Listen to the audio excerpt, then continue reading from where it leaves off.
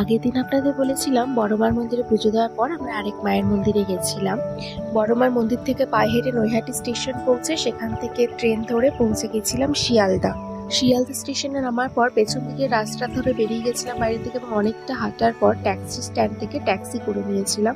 হ্যাঁ, ট্যাক্সি করেছিলাম, কিন্তু বাসেও যাওয়া যায়, কিন্তু আমাদের একটুখানি জলের ভয় ছিল, ভেবেছিলাম জল জমে থাকতে পারে, তাই ট্যাক্সি করেই নিয়েছিলাম।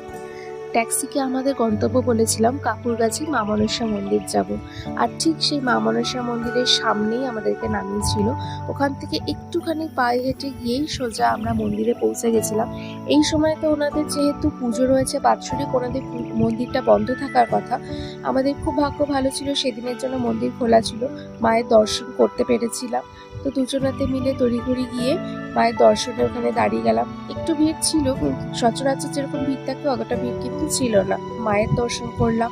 মায়ের সামনে গেলে চোখ থেকে একটু জল চলেই আসে। তারপর সেখান থেকে বেরিয়ে গেলাম রিক্সাতে করে। এবার পুজো দিয়ে বেরিয়েই, যেহেতু আমরা দুজনেই উপোস ছিলাম, প্রথমেই খাবার দোকানে চলে এসেছিলাম।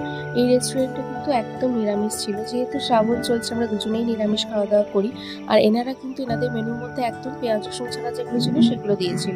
এরপর মেট্রো ধরে চলে এলাম স্প্ল্যানেড, এবং সেখান থেকে বাস ধরে সোজা বাড়ি।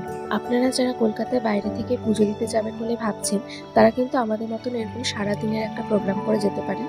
তাহলে একেবারেই 2-3 জায়গায় পুজো দিয়ে আপনারা চলে আসতে পারবেন।